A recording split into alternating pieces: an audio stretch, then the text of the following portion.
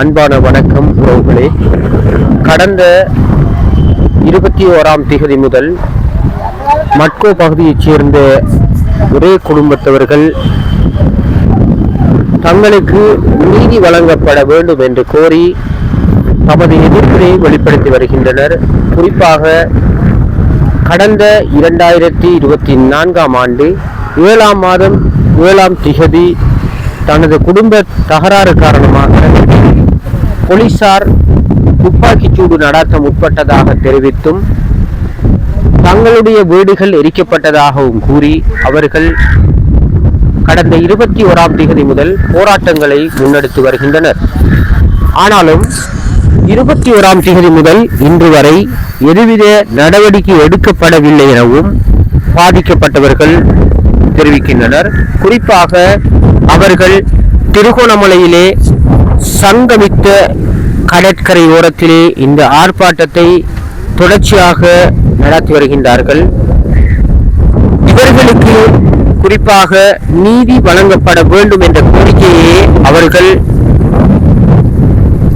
கோருகின்றார்கள். அதாவது போலீசாரினால் நீதி வழங்கப்படவில்லை எனவும் நாட்டினுடைய ஜனாதிபதி இவர்களுக்கு நீதியை பெற்றுக் கொடுக்க வேண்டும் எனவும் கோரியே அவர்கள் தொடர்ச்சியாக இந்த போராட்டத்தை முன்னெடுத்து வருவதாகவும் தெரிவிக்கின்றனர். குறிப்பாக இவர்கள் பாதிக்கப்பட்டுள்ளதாகவும் தங்களுடைய வீடுகள் சேதமாக்கப்பட்டிருந்த போதிலும்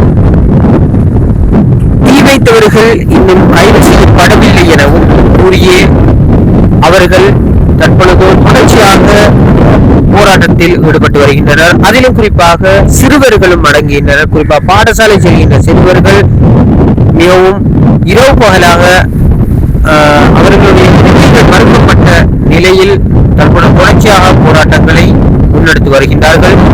இந்த நாட்டினுடைய சட்டங்களை பாதுகாக்கக்கூடியவர்கள் இவர்கள் விடயத்தில் அக்கறை காட்டி இவர்களுக்கு சிறந்த தீர்வினை பெற்றுக் கொடுக்க வேண்டும் என்பதே எமது அவாவாக இருக்கின்றது. அவர்களுடைய இந்த ஆர்ப்பாட்டம் குறித்து மேலதிக தகவல்களையும் நாங்கள் உங்களுக்காக தர காத்திருக்கின்றோம். විශේෂකරිදා පටන් ගත්ත අපේ නිහඬ සාමකාමී උද්ඝෝෂණයේ අදට දවස් 5ක් වෙනවා. ත්‍රිකුණාමල මූලස්ථාන පොලිසියෙන්වත් ඩිවිෂන් එකෙන්වත් DIG මහත්තයෙන්වත් කිසිම උත්තරයක් නැහැ. එතකොට මේ සම්බන්ධව අපි ඉල්ලීමක් කරන්නේ මේ සිද්ධිය අපිට වෙච්ච අසාධාරණය ජනාධිපතිතුමාට දැනුම් දීලා අපිට මේක අපරාධ පරීක්ෂණ දෙපාර්තමේන්තුවට බාර දීලා අපරාධකාරයෝ අත්අඩංගුවට ගන්න කියලා විතරයි අපි ඉල්ලන්නේ. ඒ ඉල්ලීමට තාම කිසිම පොලිස් නිලධාරියෙක් හරියට අහුම්කම් දුන්නේ නැහැ. එතකොට කුච්චවැලි පොලිසියනොයි පුල්මුඩේ ASP මහත්තයා ඇවිල්ලා කට උත්තර නම් අරගෙන ගියා. හැබැයි අපි ඒ විමර්ශනවලට සෑහීමකටපත් වෙන්නේ නැහැ. මට දවස් 5ක් තිස්සේ අපේ පොඩි ළමයි අපේ අම්මලා ආච්චි අම්මලා ඔක්කොම මේ ගහක් යට කිසිම රැකවරණයක් නැතුව කැම බීමත් අපි අතින් හදාගෙන කන්නේ බොන්නේ. වැස්සට පින්නට අවුවට ඔරොත්තු දීලා මේ ඉන්නේ. අපේ ඉල්ලීම තාම කිසිම නිලධාරියෙකුට ඇහුන්නේ නැති නිසා ජනාධිපතිතුමනි මේ ගැන අවධානය යොමු කරලා අත්අඩංගුවට ගන්න ඕන අය ඉක්මනින් අත්අඩංගුවට ගන්න. මේ සඳහා විශේෂ පොලිස් කණ්ඩායමක් අපිට ඕනි කියලා අපි කියන්නේ.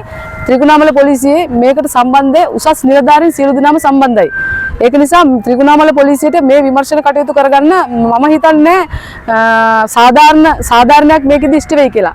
ඒ නිසායි අපිට CID එක ඉල්ලන්නේ ජනාධිපතිතුමනි මේ ඉල්ලීමට අහුම්කම් දෙන්න.